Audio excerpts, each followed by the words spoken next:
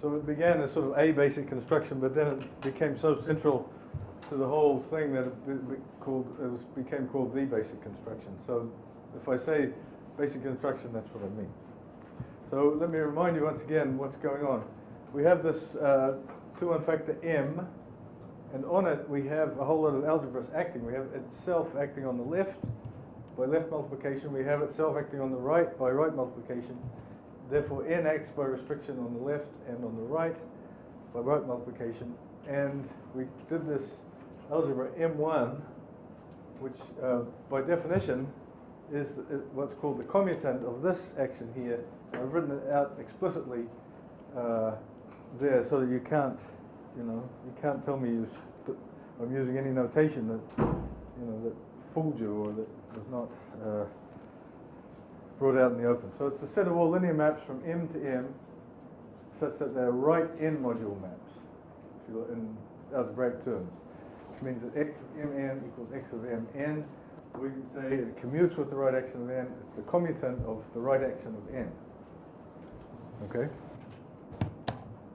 So I've said it now many, many times. You're supposed to have absorbed it at this stage.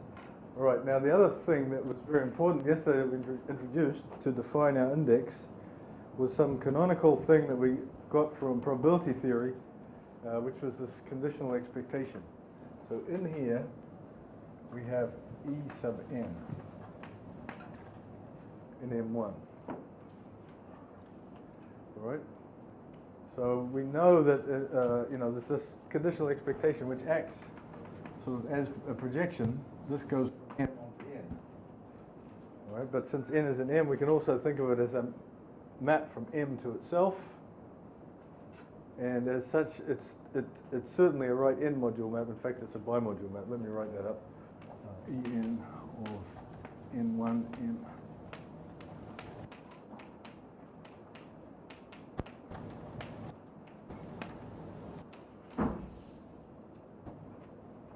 So not only does it commute with the right action of n, it also commutes with the left action of n, which makes it rather in a tight spot, in a very tight spot.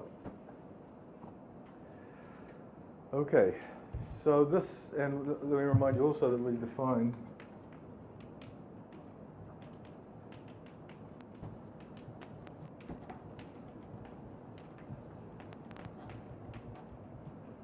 certainly, if I said this, if this is a 2-1 factor and this is a finite index, this is a 2-1 factor, and we can normalize the trace, of course, so the trace is equal to 1, and therefore we have this canonical number, which is in the reals. And I stated the theorem yesterday about what possible numbers this index can take for 2-1 factors. And today I want to take up the question of the construction. So basically, the theorem was in two parts. The first was the restrictions, which said that if it was less than 4, it had to be one of these discrete set of numbers, 4 cosine squared pi over n.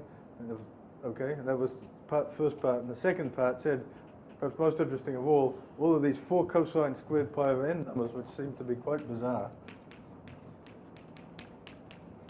all realized.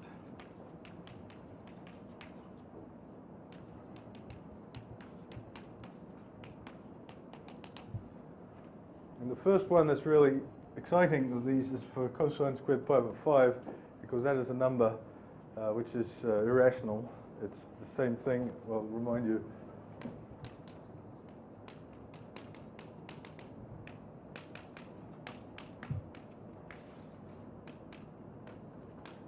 It's the same as the golden mean squared.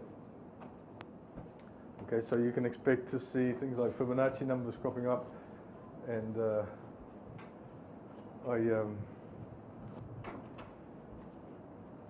it's funny, ultimately we're all somewhat egoistic in this game, and for me the discovery, I'm going to tell you how to construct this subfactor, and its discovery was for me the greatest thing in my life, really. I spent, greatest mathematical thing in my life, I spent vast amounts of time on this particular subfactor because it was a sort of, either I had a new theory or I didn't, right? These cos squared pi over 3 was trivial, pi over 4 was trivial, pi over 6 was trivial, so this was the one. If this existed, there was something really new and exciting going on. If it didn't, well, nothing. So, you know, I devoted a vast amount of time, and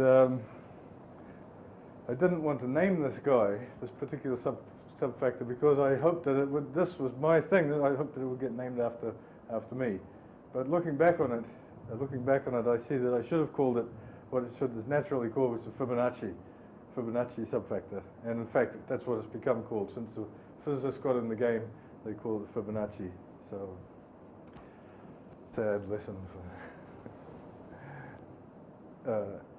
Okay, so I want to tell you how to construct it. And that's going to involve this basic construction and understanding it in a lot more detail.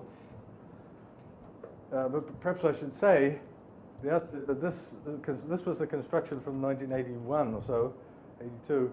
And it's still the only real construction of this subfactor. I mean, there's other ways, more sophisticated ways, but at the end of the day, you'll find they boil down to what I'm going to do now. All right, so there's two things that we have to study. One is, let me start off with that, because it'll bring us all down to, you know, get our feet firmly on the ground and our hands dirty and all that sort of thing. I want to study this basic construction in the finite dimensions. So this is what we're going to spend a little while doing.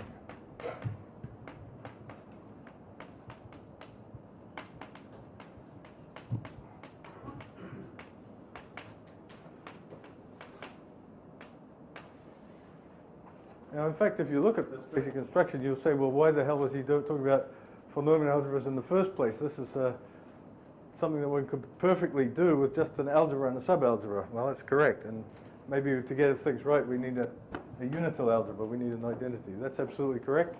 This basic construction could be done with nothing more than an algebra and a subalgebra. Okay, now what you wouldn't have, of course, is this conditional expectation in the way. Oh, I forgot to say something. I forgot to say something rather important. Let me step back. And that is that you can, you have M, okay, acting on the left, and you have En acting on M by projecting down onto N. So you have these two kinds of operators on M. You have left multiplication by M, and you have this projection. They look rather different, they smell rather different, but what you can do is you can throw them into a pot and stir the pot around and see what you get. In other words, you can look at the algebra generated by M and En. Okay, so once again, this, by definition, this is the algebra of linear transformations of M generated by left multiplication by M and this conditional expectation. All right? From what we've seen, it's obviously contained in M1. And the result is that it's actually equal to M1 for 2 1-factors. Okay? So if you just had an arbitrary algebra, first of all, you wouldn't have this conditional expectation. And second, even if you did, you wouldn't necessarily have this equality here. Yeah, I'm assuming some finite index. Right. Anyway, so you know, the lesson of that is that yes, you can do all these constructions for arbitrary, much more general setting, but in this 2 1-factor setting, everything happens in the best of possible ways. Okay, so if you want things to go right for you, you assume that you're in it's a 2 1-factor and this is a finite index subfactor. And then afterwards, maybe you can see to what extent it can be generalized in its natural algebraic context and so on. But we might as well start with everything going right. Okay, so now I'm going to take this construction and I'm going to do it in finite dimensions. It's one of my now famous proofs by intimidation. So first of all, we have to. I'm going to not go completely mad. I'm going to retain some of the flavor of Von-Neumann algebras. In fact, I could say just I'm going to do it in the context of finite-dimensional Von-Neumann algebras. So we're going to keep that. But you know, that's saying at this stage that this Von-Neumann algebras is something of a sledgehammer. We really, it's easy to generalize the context, and so the word I'm trying to avoid saying a semi-simple. I'm going to do it in the context of semi-simple algebras over the complex numbers. Okay, and if you know anything about algebra, you realize that that's almost a joke for people doing algebra. Semi-simple algebra over the complex numbers is nothing but the direct sum of simple algebras over the complex numbers, and that's nothing but direct sum of matrix algebras. So that's the context that we're in. That's a very happy, pleasant situation to be in. So M is the direct sum from I equals 1 to K, say, of the matrices of size M sub I over C. So it's another way of saying that is it's a fact that's not. It's actually quite easy enough to prove that any finite dimensional von Neumann algebra looks exactly like this. It's just a bunch of matrix algebras, various sizes. Okay. Well, M is a von Neumann algebra, so is N. So we have M as the sum from J equals 1 to L of matrices of size Nj C. Those are okay. So I hope everyone has to be with me at this stage. To do a bit of a zap, maybe I should give you an exercise before I go on. Let's think.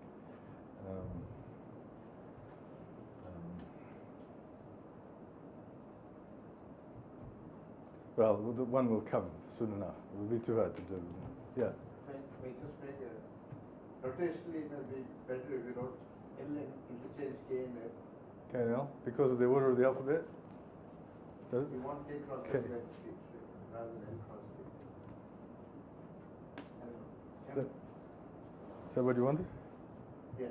If you see a reason, then that's good. So I'll stick with it. K and L, what is that? May be different. All right, so let's have some examples. First of all, the notation is a little bit heavy. You see, the point is you have all of these symbols that you can basically all be done away with, right? We have this direct sum. All that's really relevant is the sizes of these matrix algebras. All of the rest of the stuff is just spurious notation, and I guess how many there are. So, so we can reduce this down to writing down a bunch of numbers. So let me write down a bunch of numbers, 2 and 1. Okay, there could be more. So in other words, what I'm saying is that this notation over here is supposed to represent the direct sum of the 2 by 2 matrices and the scalars. So this is M2 of C plus M1 of C.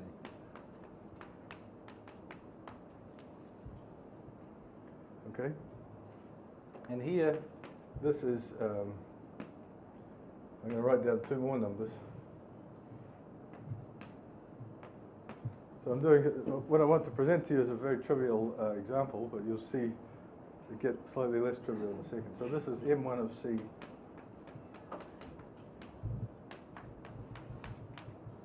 Right, so to tell you what M and N are as algebras, all I have to do is give you these numbers. That's right. This finite dimensional von Neumann algebras are extremely simple objects, very easy to understand, which is rather nice in the theory, because it means if you can reduce something to finite dimensions, it's almost over. Well, I can think of many exceptions to that, but it's a good attitude to take.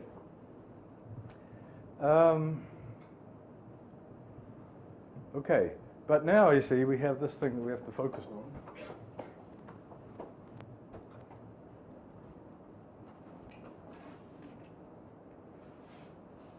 Which is the inclusion. See, the point is not only do we have 2 finite dimensional algebras, but one is included in the other.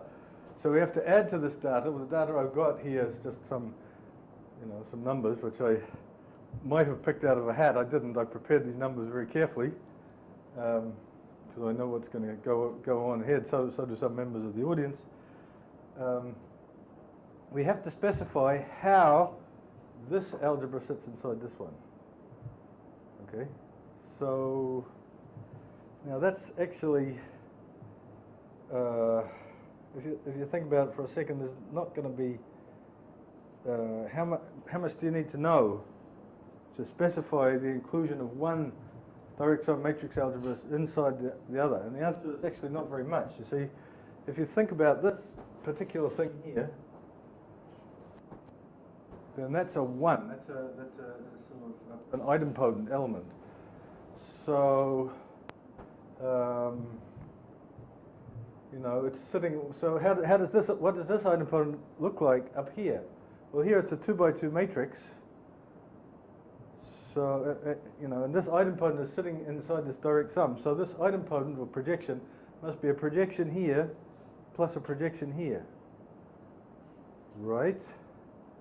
So what are its choices in here? You know, up to moving around, projections are just given by their dimension. So it's either a projection of dimension 0, dimension 1, or dimension 2.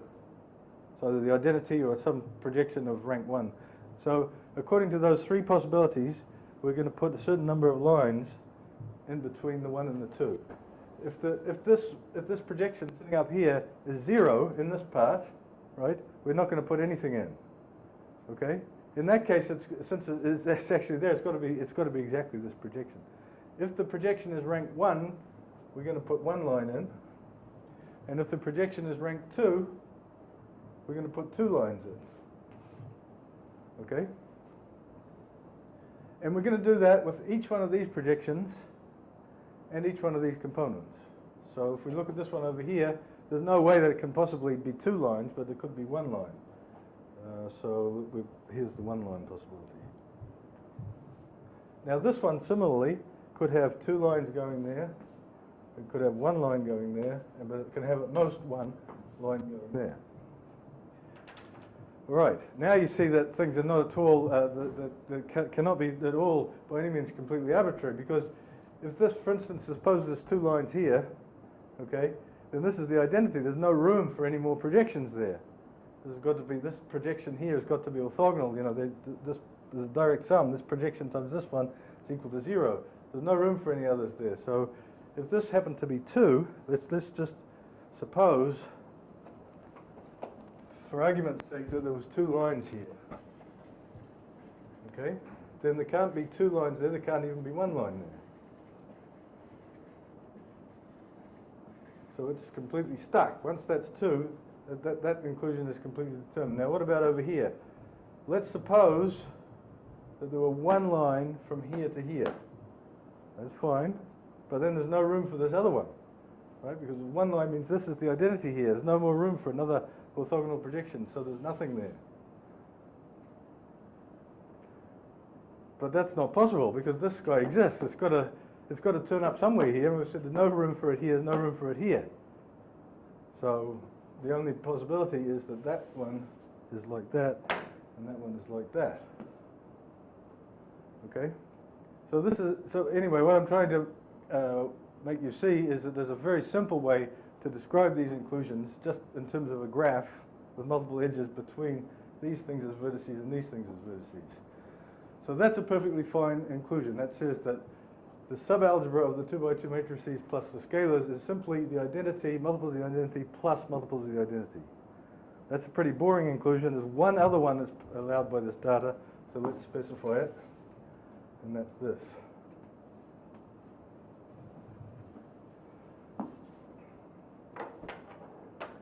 Okay, that certainly is perfectly fine. This one shows up here. This one is so if you like in terms of 2 by 2 matrices, it's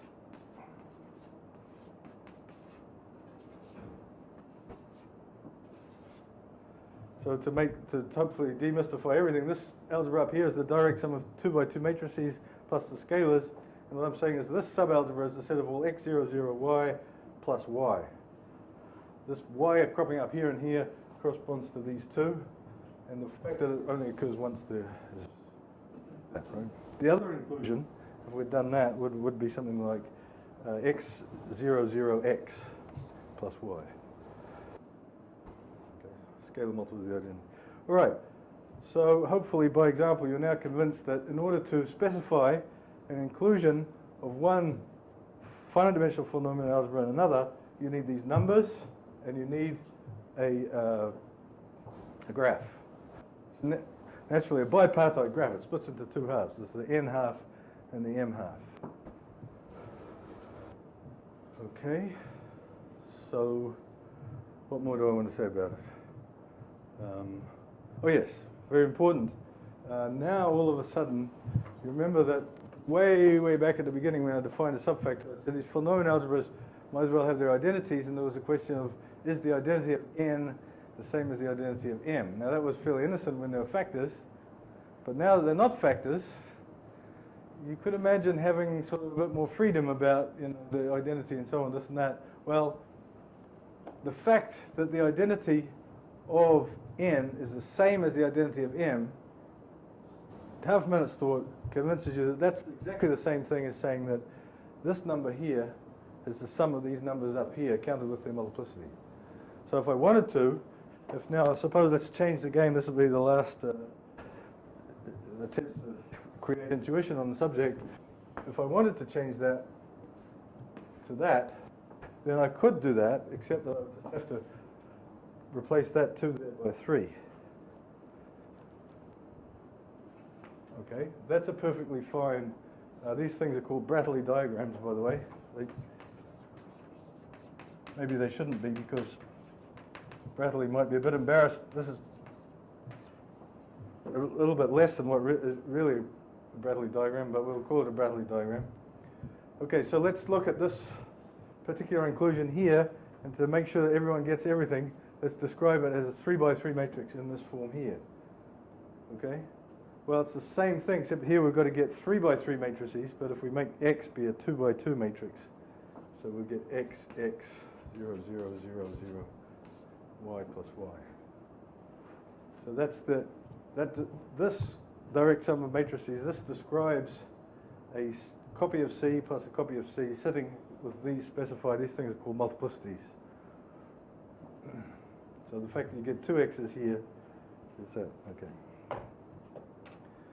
So there's a little theorem which I've more or less gone most of the way to proving that, you know, anytime you have a diagram like this, you can make an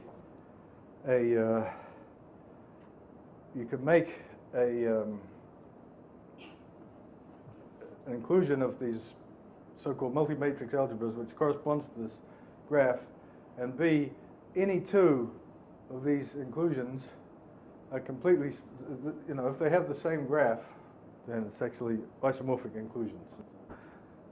In fact, automorphism, the whole picture that sends the automorphism of M that sends N, you know, there's only one.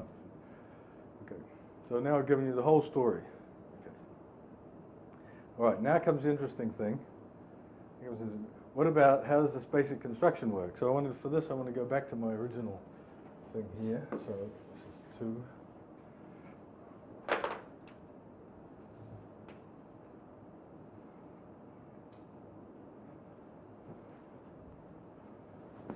How does this basic construction work? So this is N, and this is M, and we're going to say M1.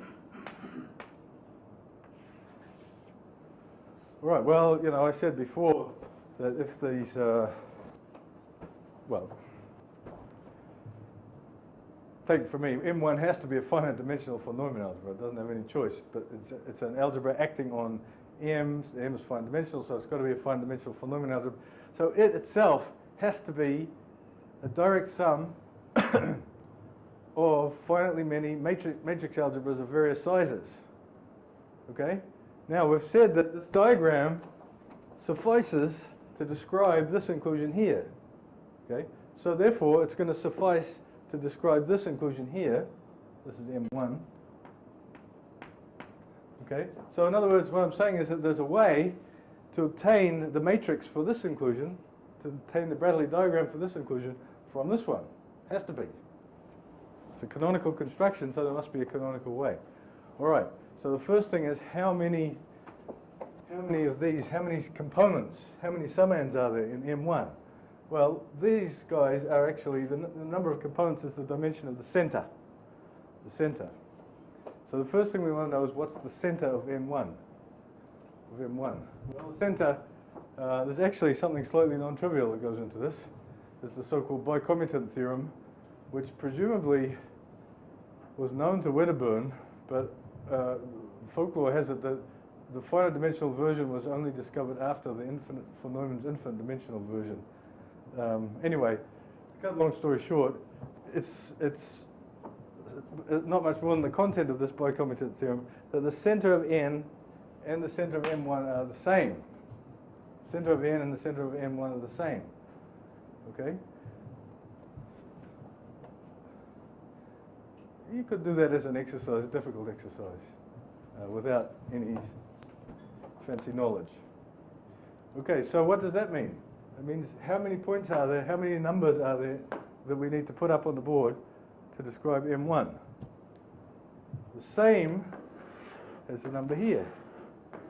Okay? So therefore, there are two numbers here.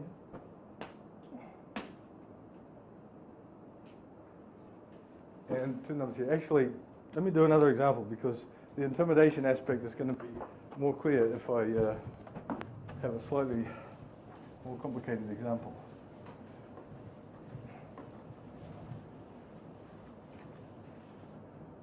So let's assume that we have 1 and 1 and then 2. I'm just going to complexify it a little bit, situation. So this is another Bradley diagram for the inclusion. Exercise, please do it in your heads. Write down the actual matrices that specify this inclusion. Okay? Well, let's do the exercise. It's the set of all x plus x, 0, 0, y plus y.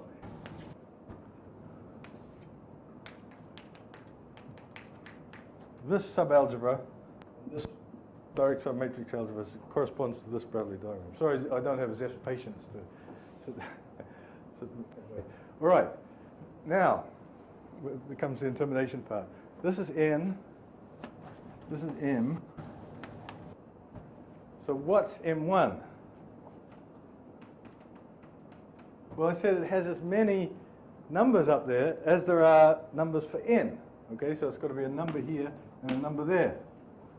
Okay, and there's a canonical way, we know a priori, there's a canonical way to attach these numbers here to these ones here, which is completely determined by the way these ones here are attached to these ones here. Okay? You know, what choice can there possibly be? There isn't any. It's just, you know, this is intimidation at work. It has to be this. Right? And you can go ahead and prove that. It's not terribly difficult, but, you know, the proof doesn't help you much.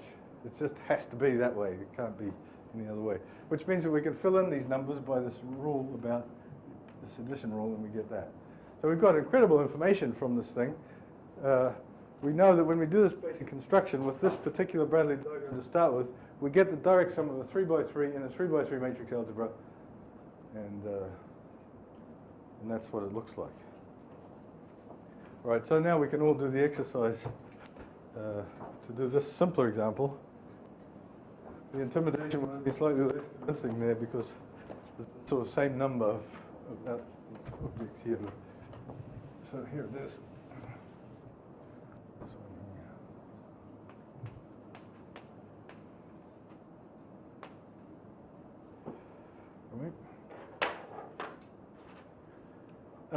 I'd like to, you know, try to ram home a point that this construction is really useful. Just the knowledge that this is the way things work. You can deduce amazing things in group representation theory and all kinds of other things. We're going to use it in a special way, but it's a general and very useful construction. In fact, you can find this. Of course, this is canonical. The Algebras have obviously done this and, you know, refined it in very polished gem, which means that you can look at it, but you can't get it out of its glass case.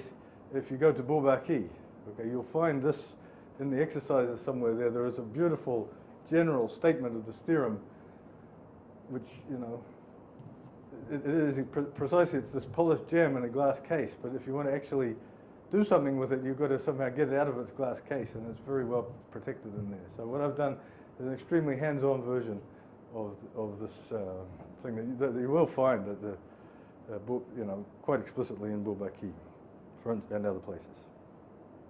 But you won't see any of these pictures, right? And you won't have this hands-on feel for it. Okay, on the other hand, you'll be able to prove it. The proof that will mean nothing to you. All right, so that was part A of what I wanted to do. Remember, back to the goal, we're trying to construct these subfactors, and especially this one here. If that's the one that if that one really works, then all the other ones are going to work too. Okay. So that was one ingredient. I needed to study the basic construction in finite dimensions. I haven't told you why, but that will come. So there's going to be 3 ingredients. That was one. Finite basic construction in finite dimensions. Let's put that up there as having been covered.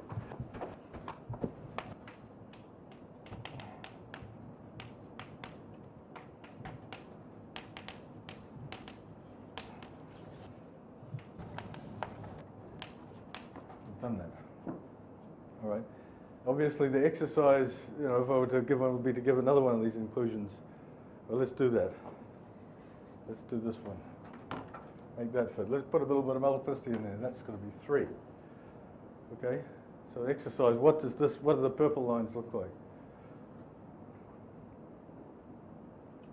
And what are the numbers here?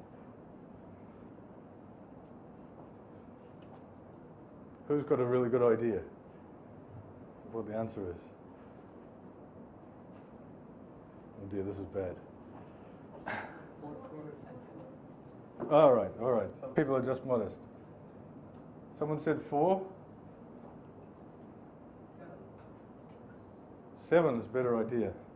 Things get out of hand very quickly because, this inclusion is now, it's the transpose matrix. If you think of this as being a matrix, this is the transpose matrix. So instead of this 1 here, there's got to be 2.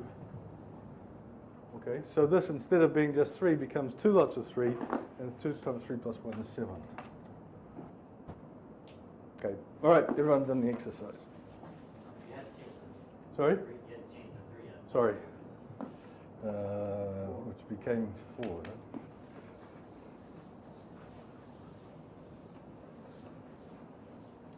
All right, section 2 on the list is iterate.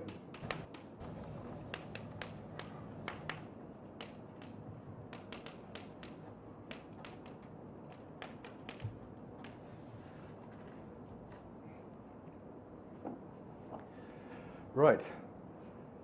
So this basic construction is something that we like.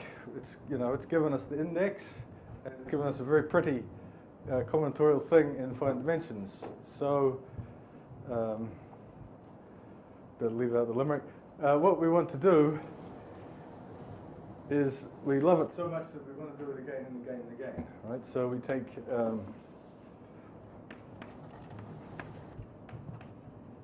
The page now to write it horizontally so that we don't run out of room. See, if we go back to the 2-1 factor case, this is a 2-1 factor, again, of finite index, in fact, the same index as this one. So there's nothing to stop us considering these two and doing a basic construction again to get M2. And then M3, back to these two, and then M4. Okay, and this is a sort of key to the whole structure. That was easy, wasn't it? We've now iterated the basic construction. Of course, there's a lot more to say. Perhaps the first thing to say is it seems a bit stupid thing to do, right? We had these, if this was a 2-1 factor and this was a subfactor, I hope I've given you the impression that these 2-1 factors are somewhat, they're infinite dimensional, they're perhaps not very easy to handle at the start, and they're still quite difficult objects. And I've replaced, instead of just having 2 of them like this, I've replaced it by infinitely many of these horrible beasts. So maybe that doesn't seem such a good plan. However, if we do it in finite dimensions, we get a pretty structure that we immediately have. We can iterate the procedure in finite dimensions.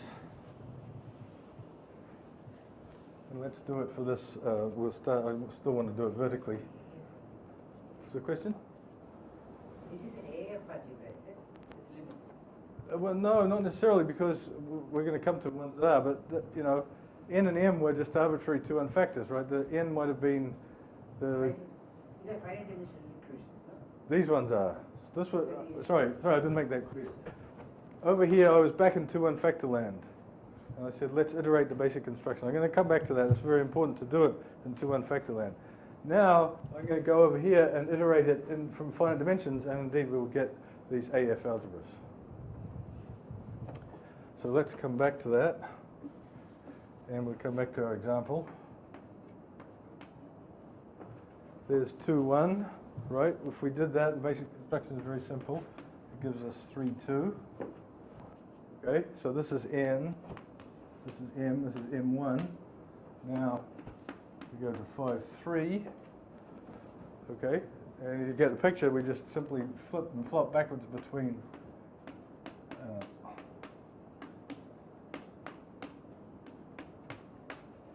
and so on. And we get a tower of algebras. This is M1 contained in M2, contained in M3, and so on. They're all finite dimensional. But obviously, if we've iterated this all the way to infinity, we would want to consider the union of all of those, which is what's called an AF algebra, approximately finite dimensional. It's a union of an increasing sequence of finite dimensional algebras. So it's AF. So the union of I of M sub I is an AF algebra. And you'll notice in this example, as I said, I told you we were going to see the Fibonacci numbers, and there they are. Come up 1, 1, 2, 3, 5, 8, 13, 21, so on. Okay, and this is a dot, dot, dot in the vertical direction. So we have, we could call this M infinity.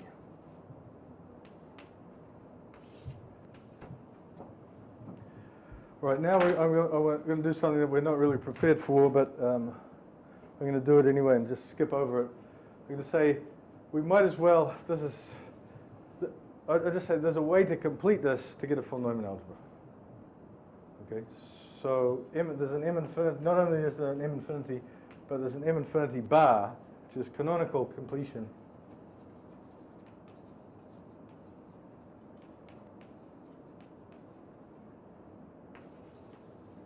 And it's a full Neumann algebra.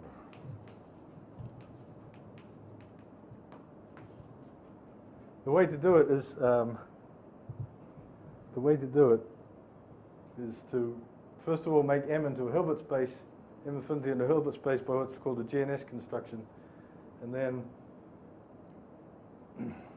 M infinity bar is obtained by this so-called GNS construction, which in this case was extremely well understood explicitly by von Neumann, Murray and von Neumann in their papers.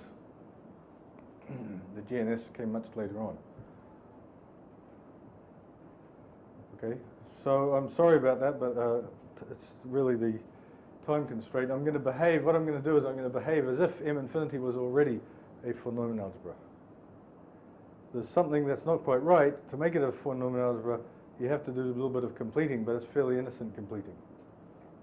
And in fact, if you investigate the center of this M infinity, it's really the same as investigating the center of the von Neumann algebra, or this one, and you see immediately that the center is actually trivial of the whole thing. This, the center at each stage is this two-dimensional thing, but when you put it up a level, then it gets all screwed up.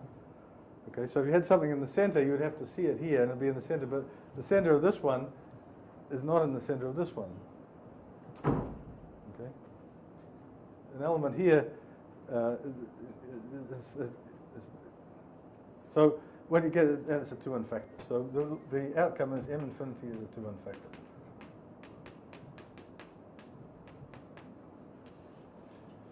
Aha. Now we can check this off. We can iterate the basic construction. I did it first in 2-1 factor land where it was canonical, and I did it here in finite dimensional land where it's also canonical. But the point is that when I did it over here, I started off with finite dimensional stuff and I got out 2-1 factors. We're trying to construct a subfactor. Now at least we've got the construction of a 2-1 factor. Remind you what the construction was. You take an inclusion in finite dimensions, do the basic construction, and you iterate it. You get an infinite dimensional object, which might as well be a 2-1 factor. I'm going to behave as if it was. There is some innocent completion to make it a 2-1 factor. Okay, so we've got a factor, now we've got to get a subfactor. So the last ingredient of this process. You don't want to say anything about the trace? I'm trying to put it off. If I can get away with not saying I will. You're saying 2 infinity factor, 2-1 factor. 2-1 factor, right. Okay, right. I have been called on the subject, so I have to say something about the trace. If it's a 2-1 factor, it's got to have a trace. If it's a 2-1 factor, it's got to have a trace. So how do we see the trace on this picture here? Well, the trace, it's going to have to restrict to a trace on these finite-dimensional pieces. And what's a trace on a direct sum of matrix algebra? What's a trace on a matrix algebra? Well, we all know that there's only one trace in the matrix algebra, but it could be defined up to multiplication, the normalization property. So in other words, a trace on one of these guys is the data of a number here. It's called mu1 here and mu2 here. Okay, so it's a kind of vector, if you like, and it has to have the property. If I say that mu1 is a trace of a minimal, to make contact with the usual trace, the trace of a minimal projection is 1, right? It's diagonal element 1 up there and 0s everywhere else. The trace is 1. So I've got to give weights to the minimal projections. So I've got to give this mu1 is the weight of a minimal thing in here, 5 by 5 matrix with a 1 up the top and 0s everywhere else. So the rule is, and since the whole trace is supposed to be normalized, so the trace of the identity is 1, we must have 5 mu1 plus 3 mu2 is equal to 1. So that's the trace of the identity. The minimal projection, the trace of this sort of central thing here is going to be 5 times mu1. This one is going to be 3 times mu2, so altogether they have to add up to 1. Okay? Now, the trace has to be compatible with these inclusions. And to cut a long story short, to cut a not very long story short, it turns out that there's only one. There's a unique choice of these weights at every level such that it's compatible with the inclusion. There's a unique trace on the whole thing, which is another way of proving that it's you get a 2-1 factor. Unique. So in other words, if you just consider algebraically this union of the MIs, that algebra as a complex algebra, associative algebra over the complex numbers has one normalized trace, just one. And it turns out that that's given by, well, we can expect what intimidation, it must be given somehow by the golden ratio. Okay. So if you stick a golden ratio in here, and a golden ratio in here, and make sure they add up to 1, then that must be the trace.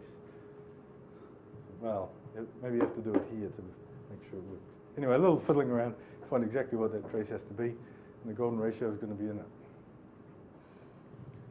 Enough said on the trace. Okay, so third ingredient.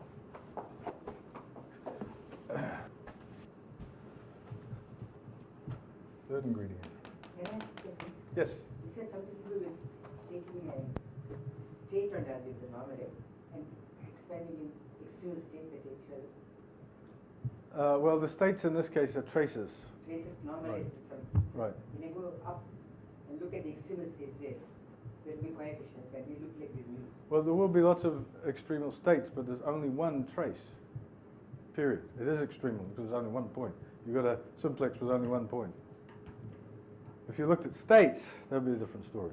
Yeah. Okay. But traces, there's only one. But you're normalizing the trace in each component. Right. What I'm saying is, let's suppose there is a trace on the big thing. Then it restricts to a trace on all of them. Right. So therefore it's automatically normalized. And a little fiddling, you see that there's only one choice for it to be compatible with these inclusions. And this has something to do with partially ordered sets also, no? Well, possibly, but Okay. I mean, I think you're doing things that are much more fancy. If you start looking at states, and these are like traces without the trace property, then that's a very complicated story. I mean, another example of this is, which I was also somewhat, is the Clifford algebra. You can make the Clifford algebra come up in this situation in the CAR algebra, the canonical anti-commutation relation algebra. And there, once again, there's only one trace. There's only one, what's it called, quasi-free state that's actually a trace. There's only one. But there's a whole lot of quasi-free states. Okay. Similarly here, there's tons and tons of interesting states. And there's only one trace. All right, so the third ingredient is, unless there's any more questions, we'll never just answer, is commuting squares.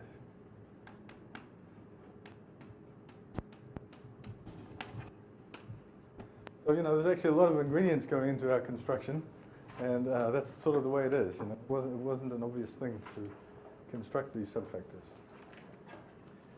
Commuting squares. So this is another new notion in finite dimensions, but in order to motivate it, it's clear that we need not only a factor, but a subfactor. And one natural way of getting that is to construct at the same time, approximate the whole thing one step at a time by finite dimensional things. So I'll define what I mean by a commuting square, and then I'll show how it gives us our subfactors. So this, we're going to have A0, AB0, A1, and B1. These are all, let me say that there's, and part of the data is a trace. This time it won't necessarily be a trace on B1. So trace, and I'm going to assume that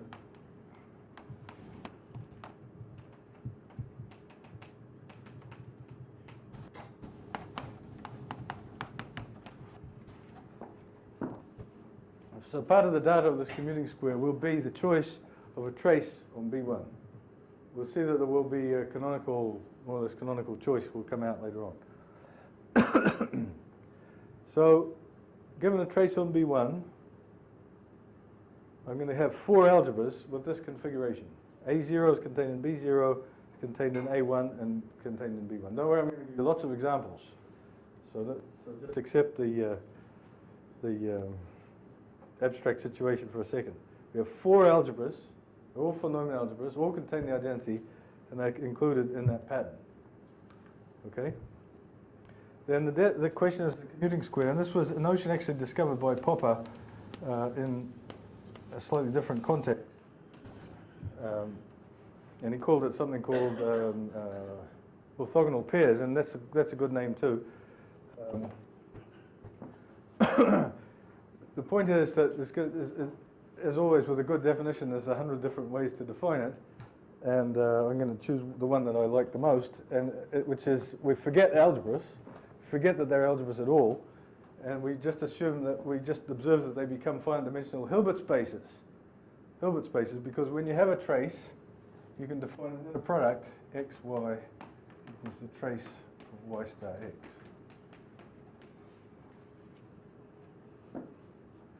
That makes, if you look at these conditions and blah, blah, blah, then that makes the space, since it's finite dimensional, we don't have to complete, makes it into a Hilbert space.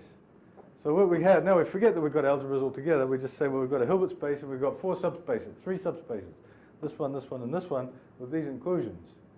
And to say that it's commuting square is to say that these are in the simplest possible geometric configuration. We have this subspace, and their intersection, and the simplest imaginable thing is that modulo their intersection, they are orthogonal. Okay?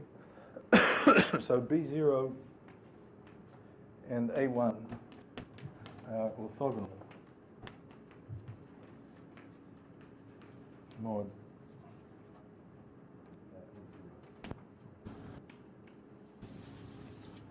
Okay, so just imagine you're in this high-dimensional Hilbert space, you have 2 subspaces and their intersection, and modulo their intersection, they are orthogonal. In other words, if you take a vector in here that's orthogonal to this, and a vector in here that's orthogonal to this, these 2 are orthogonal. Okay? That's what a commuting square is. Now, there's actually another condition, which Sundar would force me to bring out, which I'm going to also try to avoid, because it's going to be automatically true in these examples. It's sort of a non-degeneracy condition. So let me give you examples of commuting squares.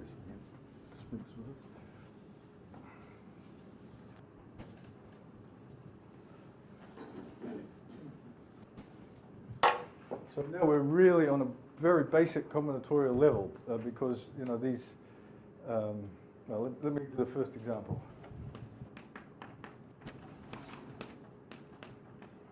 And that's going to make contact with a, possibly slightly unexpected area of mathematics called Hellerman matrices.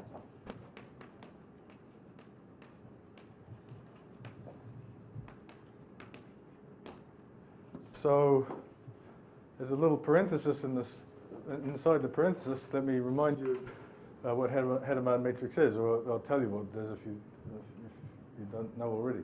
Hadamard matrix was, the concept was, it's an interesting history.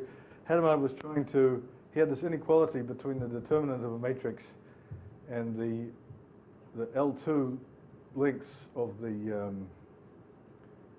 rows or columns. In fact, that is his inequality. The absolute value of the determinant of a matrix is less than or equal to the product of the L2 norms of the rows or columns, whichever you like, obviously by transpose. So that's a fabulous thing. Now, if you think about real matrices, the question is, can that inequality actually be attained? And he saw that for real matrices, it would certainly be attained if you had a matrix that was all ones and minus ones, to get those two norm things to be the maximum, all ones and minus ones, and orthogonal at the same time. Okay, so he actually succeeded in maximizing, the determinant over all matrices whose entries were between -1 and 1. He succeeded in maximizing the determinant, provided he could get an orthogonal matrix whose all its entries are ones and minus ones. So that's well, it's not quite orthogonal. An orthogonal matrix is a normalization, right? But a matrix with all ones and minus ones, whose rows and columns are orthogonal, all of whose rows are, okay. So definition. Well, let me give you an example. That's a 2 by 2 matrix. The rows and columns are orthogonal. Okay?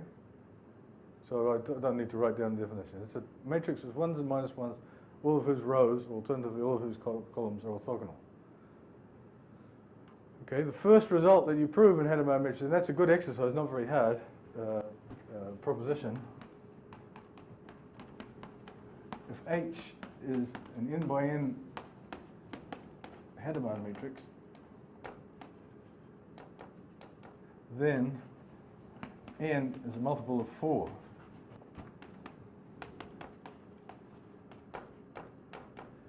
Okay, so this looks like a bad start.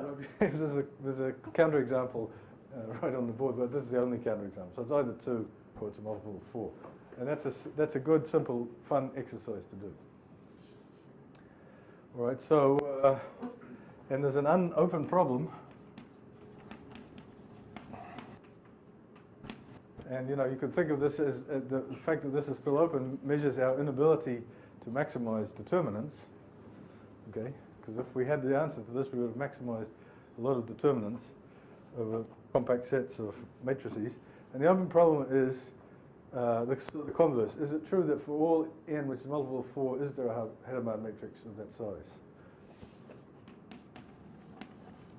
You mean real there, because there will be Hadamard matrices with complex n. Right, well, for the moment, I'm just sticking to the real. So I'm in the real world. I'm going to stay in the real world for a little while.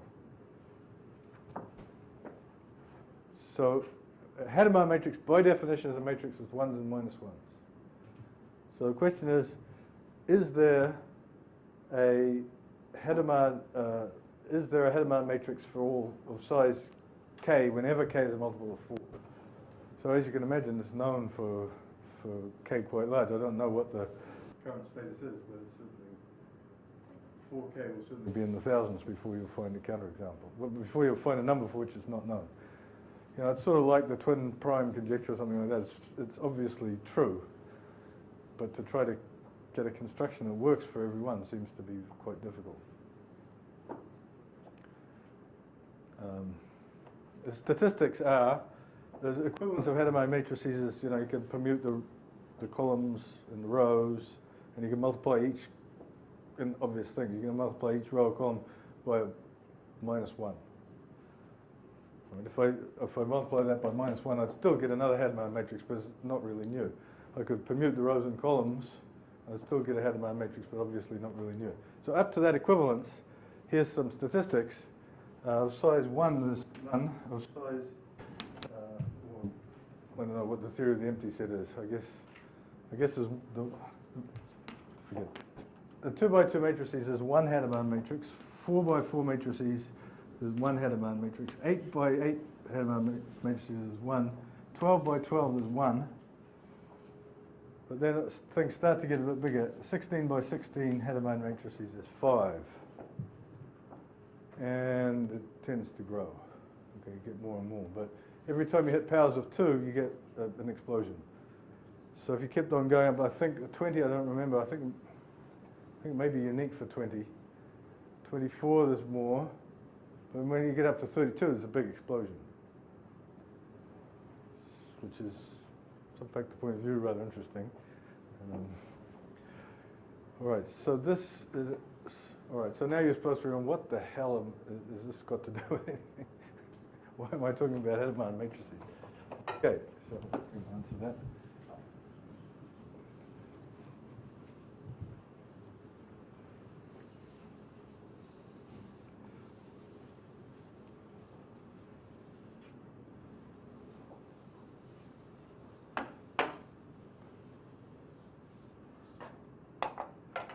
So what I claim is that, oh, how am I doing for time? I've been going, therefore, for an hour, is that right? Another half I wanted. Okay. Well, I'm still having fun, so. Okay. So what I claim is every Hadamard matrix actually gives us a commuting square. And here it is. So, and it's in this sort of nice symmetric way. So here's a situation that we could have.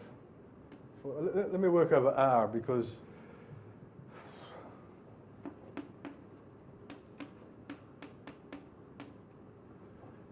okay. So we'd suppose that remember this commuting square.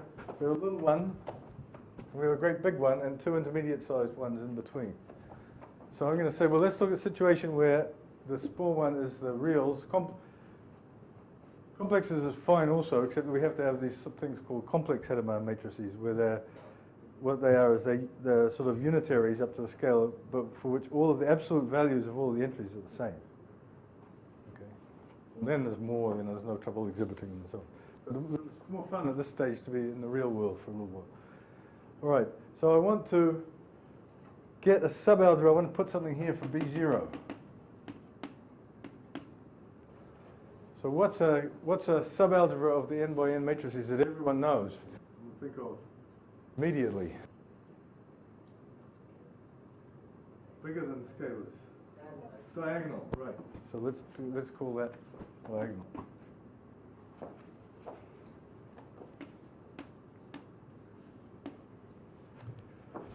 Okay, now we want to fill this thing in with another algebra.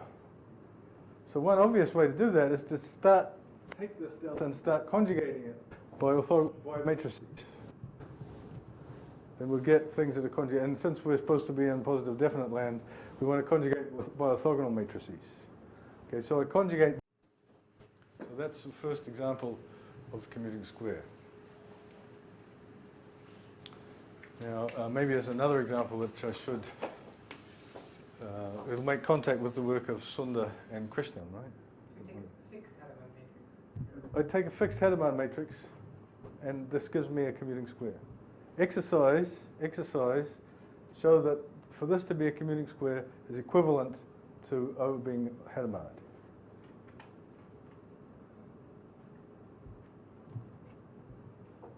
So in particular, there's only such commuting squares when n is a multiple of 4.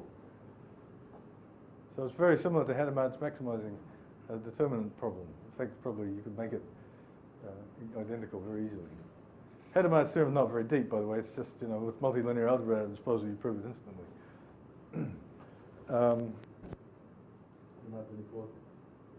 Right, so here's another one. Let's take C, we'll go back to C. We'll take MNC, tensor MNC as a big one.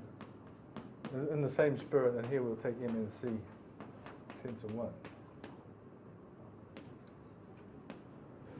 So what could you put in here? Well, you could put in 1 tensor MNC. In fact, that's a commuting square. Okay, that's a commuting square. So that's very easy. This is a slightly different situation. MNC tensor what? The identity. 1 tensor MNC. So, you know, that's the matrices, this block and so on. Now, then what you can do is you can start to conjugate this by unitaries. And then there's a condition which is kind of complicated for this to be a commuting square. And we'll sort of come back to this condition later on.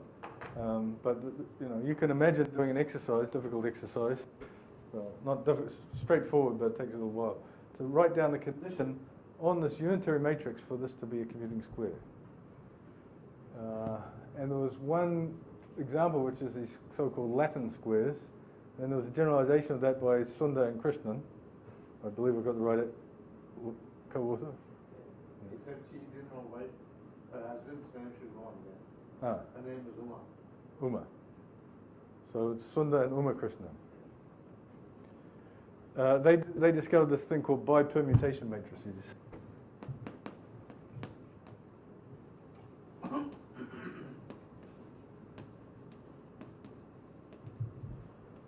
Which are a special case of this with a very strong combinatorial flavor. So Sundar and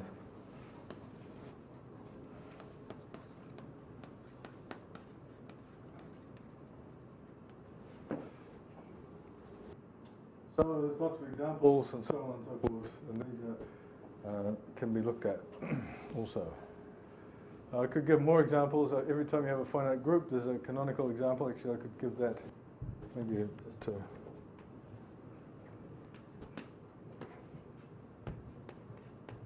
if you have a group, then you can put so this is the matrices of the size, the order of the group.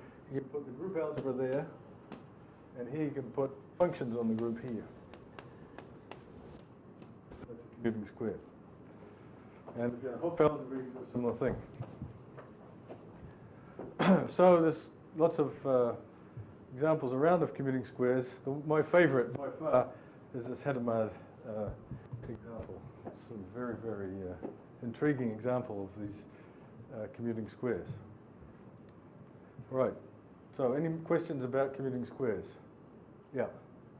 The square isn't necessarily that the motion to have one. For example,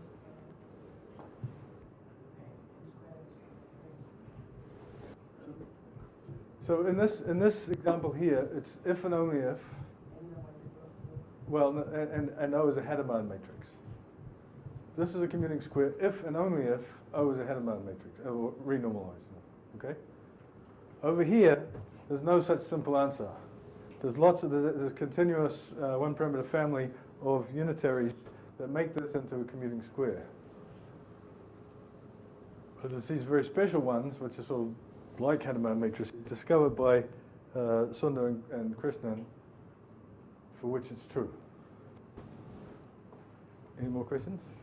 The last example. Yes. If you sort of take that commuting square and you make the class function version of it, then your CFG will become an alien commutative. Yeah. Does it show up as a construction of the Hadamard matrix? No, there is a common intersection, and that is this so-called standard Hadamard matrix, and that's when over here when n is 2 to the something. You can take in that case you can take the tensor product of this Hadamard matrix a bunch of times and get a Hadamard matrix, and it corresponds to the situation over here where G is a finite abelian group of order the Z2 plus Z2 plus Z2. That Hadamard matrix and that commuting square are the same in that case. Tensor product of Hadamard matrices is obviously a Hadamard matrix. If you take this one here and take its tensor product a bunch of times, the commuting square you get is the same as if you took C of Z mod 2 to the what did I say? K. Because then as you're saying, by duality in groups, this is the same as C of Z mod 2. You start making around with non-abelian groups, you'll get out of the commuting squares a little bit. Okay, any more questions? We have therefore mastered the third ingredient for our construction, commuting squares. Okay? So now I can go ahead and do it.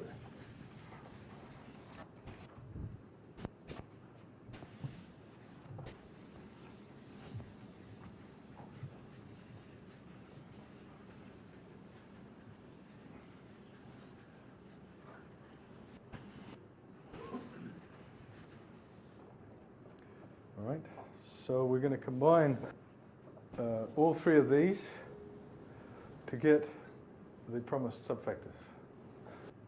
So we're going to take A0 contained in A1, taking B0 contained in B1, and I'm going to assume that that's a commuting square. All right, so I've taken ingredient 3, I've got a commuting square, any commuting square. Now I'm going to apply the basic construction in finite dimensions to B1. I've said that there was a trace on here. This allows us to construct what we would obviously call B2, which is simply this canonical construction that I've tried to emphasize so much.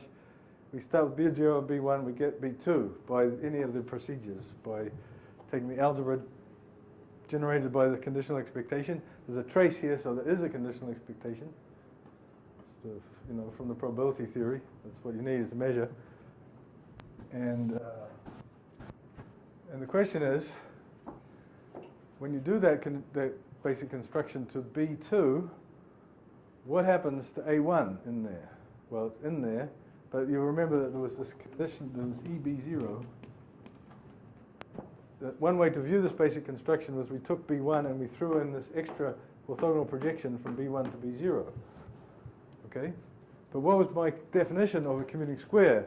It was this orthogonality for the subspaces. So when we're taking orthogonal projection, so what this means is if we take the orthogonal projection from here onto here and restrict it to here, we're just going to be chopping off the orthogonal part, so we're going to land in here. Which might not happen if there wasn't a... In fact, that's another one of these equivalent things for a commuting square. When we take the conditional expectation from B1 to B0, restrict it to A1, we land up in A0. Aha! So that means that somehow this commuting square condition is very compatible with the basic construction. So we can look at A1. We can look here at an algebra which is A1 and B0.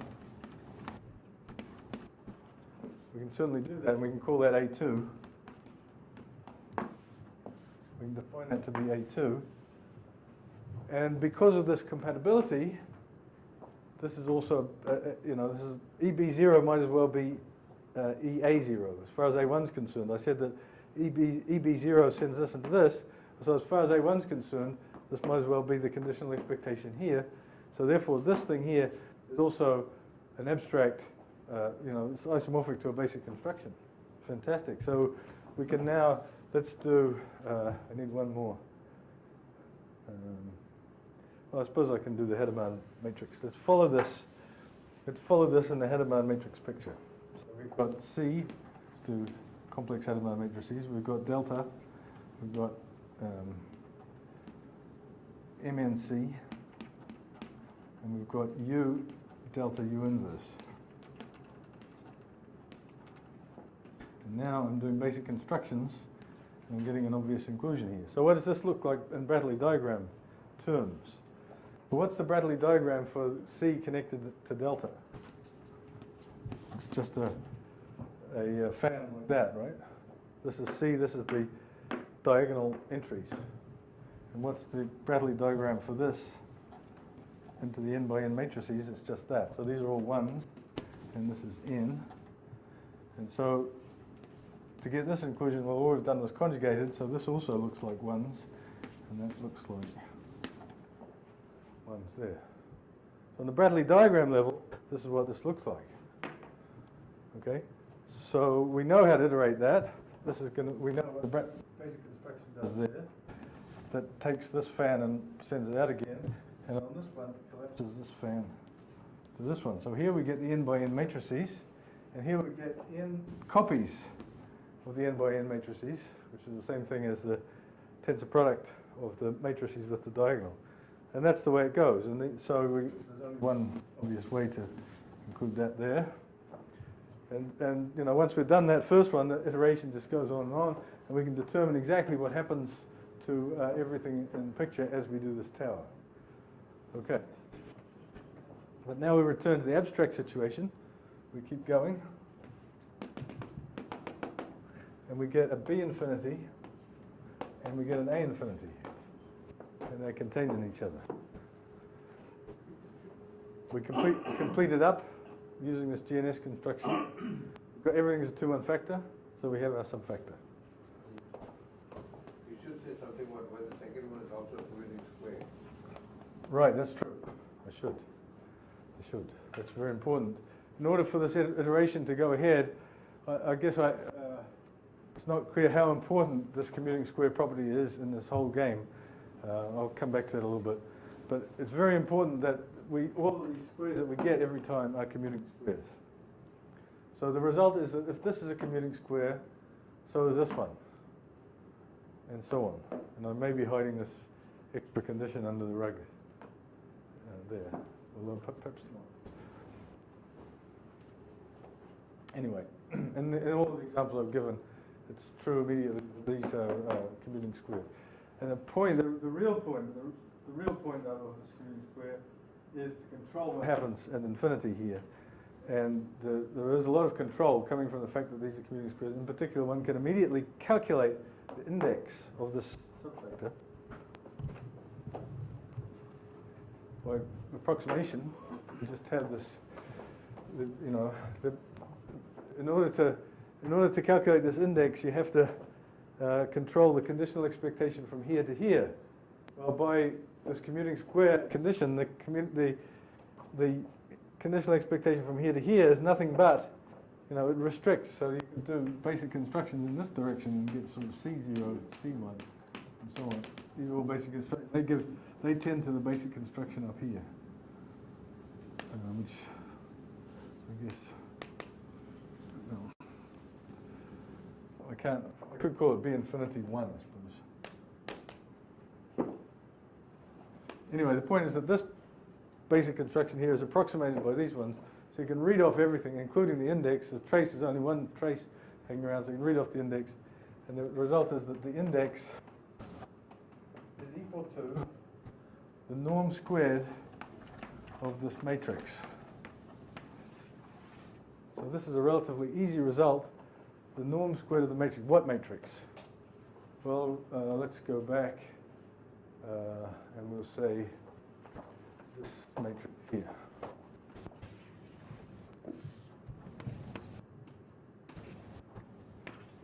So remember, I started off this lecture, an inclusion of finite-dimensional phenomenal algebras, semi-simple algebras, was given by this combinatorial data, which is a bipartite graph.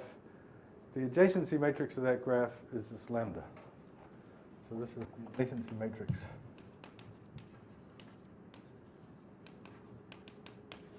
Of the inclusion. Okay, so now, fantastic. We have really accomplished something. Every time that we can construct a commuting square with this lambda as its inclusion matrix, we have a subfactor whose index is the norm squared of lambda. So that's worth writing up. Large conclusion.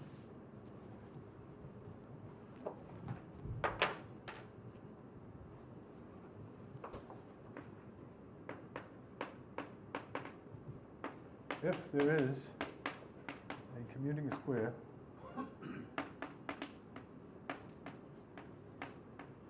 A0 contained in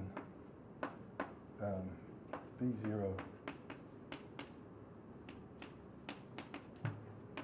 with lambda describing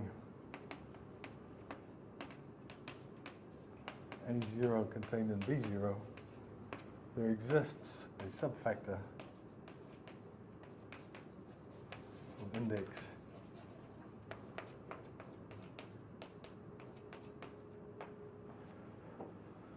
okay, so just to remind you, if you have a matrix lambda, then the norm squared is the largest eigenvalue of lambda transpose.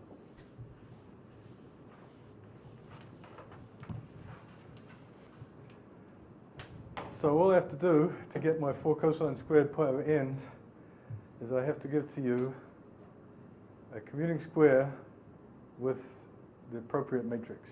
So let's go right to the heart of the matter. 4 cosine squared pi over 5. You can all guess, I hope, what I'm going to now start with. 1, 1, 2, 1.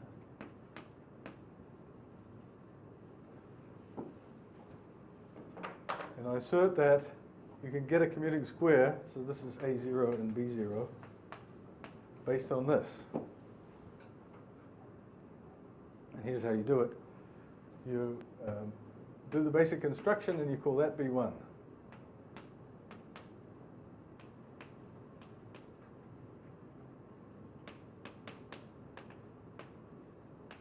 Okay, here we have 2 finite-dimensional algebras. I do the basic construction and I call that B1.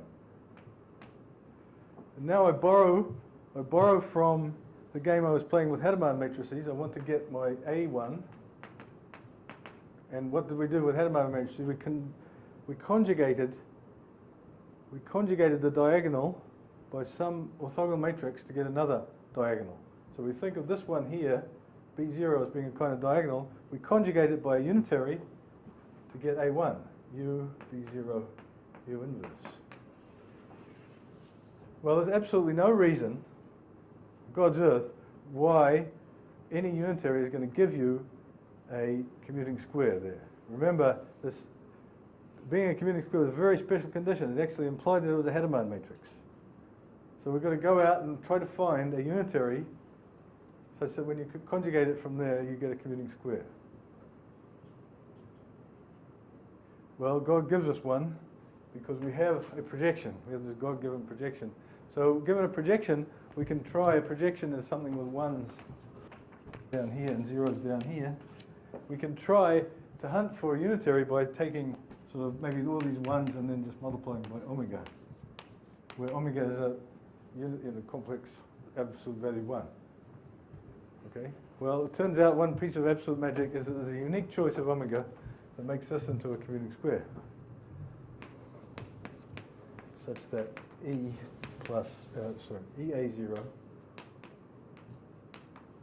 plus omega times 1 minus EA0 is a commuting square.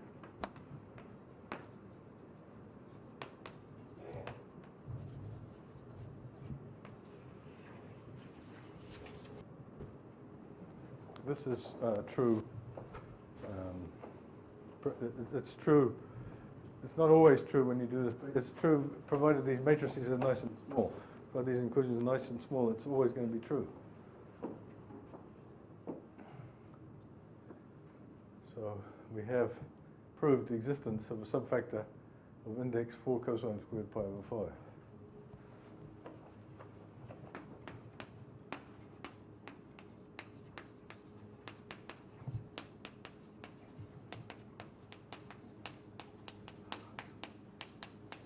Why 4 cosine squared pi over 5? Well, I've got to figure out what the norm is of this matrix, so let's do that.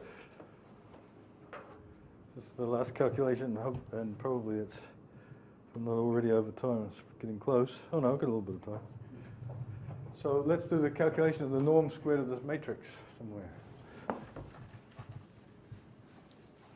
If we would have got a particularly boring value of the index, we would have got exactly n, okay, which is an integer.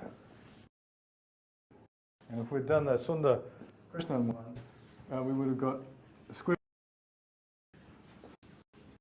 even more boring.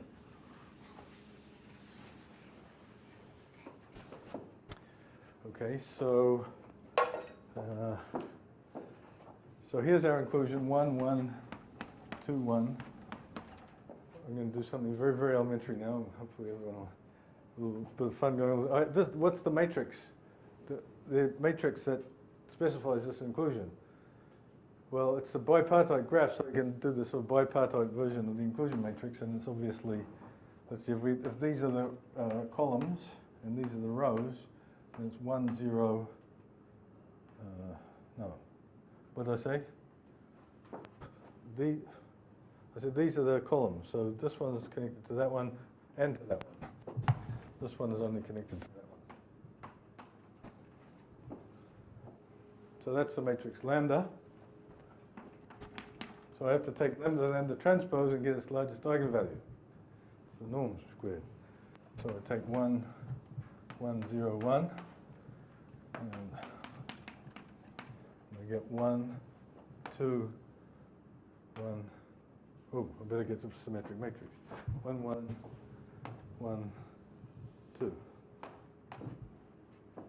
So I end up with the fabulous job of calculating the largest eigenvalue of this matrix. It's a 2 by 2 matrix, so that is taught presumably in high school in India, or is it? Not eigenvalues. Not eigenvalues? Anyway, first year undergraduate, first linear algebra course in the first few lectures.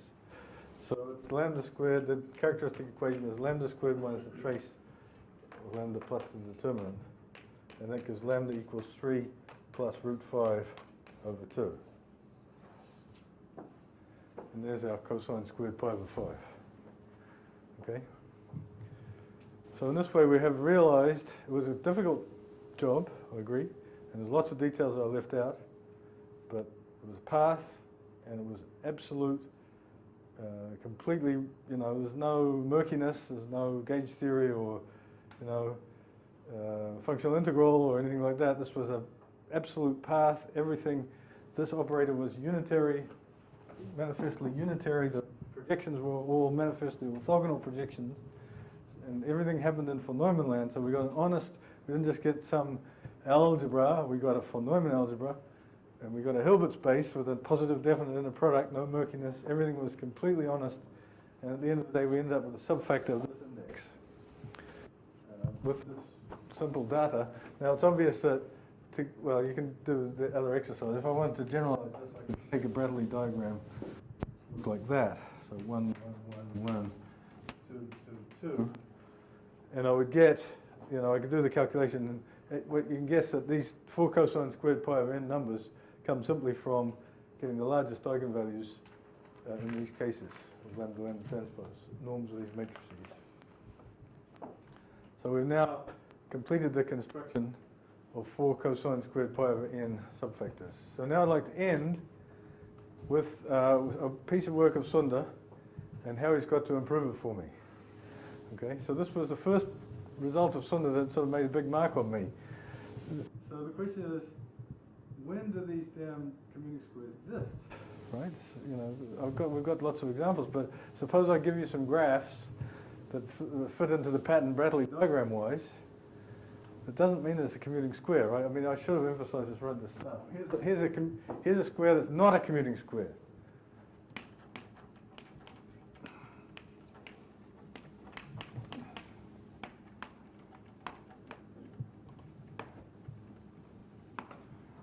Okay, if I take C and then I take the n by n matrices, I take the diagonal, and I take the diagonal here also, that is really not a commuting square. Totally fails to be a commuting square. Okay, in any definition it fails. So you really have to do something non-trivial. It's not obvious that there are commuting squares, and in this case we're forced to look at Hadamard matrices to get commuting squares. So in general, but the Bradley diagram of this was just, you know, it was just this, this, and this. So in terms of the Bradley diagram, this has the same Bradley diagram as the commuting square coming from Hadamard matrix, but it's not a commuting square. So these commuting squares have more data than just the Bradley diagram. So the question is, give yourself a Bradley diagram. Is there a commuting square structure on it? Well, every time there is, you're going to get a subfactor of that index. Okay. Now, back in the early days, we didn't know much about the index values of subfactors, and in fact, there was this question of what happens when it's index bigger than 4. Okay, and we didn't know how to realize values. But Sundar came up with a construction of a whole lot of commuting squares, which exhibited index values that we just didn't know about. Okay, so that was a big shock back in the day. But now here's the new version of it that I want Sundar to actually prove. And the question is the following: is there a value of is there an interval AB? There's a fine point here that Sundar is going to realize immediately what I'm really saying. So does there exist an interval AB contained in R plus such that index values closure is equal to A intersect AB equals AB. In other words, is there an interval for which the index values of subfactors is dense in that interval? Okay. Now, to make this precise for people who know something, I mean irreducible subfactors of the hyperfinite 2-1 factor. And there's a big famous debatable question here. But the point is that in order to solve this thing, all you have to do is produce enough commuting squares. Okay? Sonder's given lots of them for us, and we know now that they tend to exist in abundance, although not always. So I just end by saying, what's the situation with just matrices? Okay? These values that we're going to get are going to be norm squareds of matrices. So is it true that norm squareds of matrices with integer entries are dense?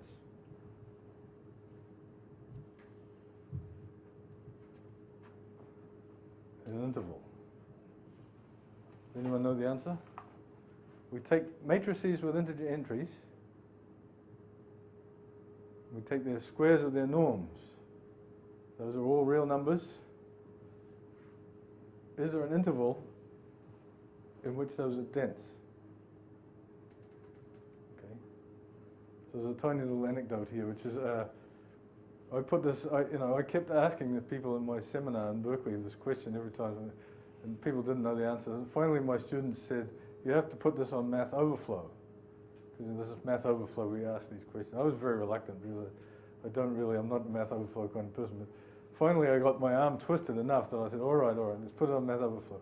The next day came the answer to the question. And the answer was, well, yes, this result is contained in a book by Vaughan Jones and Gil Dillahab and Fred Goodman, written in 1986 or something. So this was very embarrassing for me. So it is indeed a result of Shearer, of a guy called Shearer, that in fact norm squares of matrices are dense in the entire interval 2 plus, I think it's 2 plus root 5 to infinity. So as soon as you get above 2 plus root 5, you can approximate any real by the norm squared of a matrix to arbitrary precision. So the question, so there's tons of matrices out there. The question now is, can you put what we call connections? Can you make them into commuting square? Okay.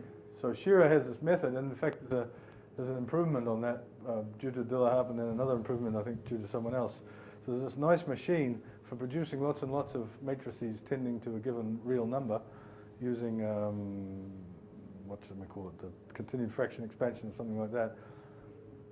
And the question is, can you actually do that and not only have a matrix, but have a commuting square? Okay. So that's the end of today's lecture. I still haven't got to the beginning of the first lecture, which is planar algebras, but tomorrow we'll get to planar algebras.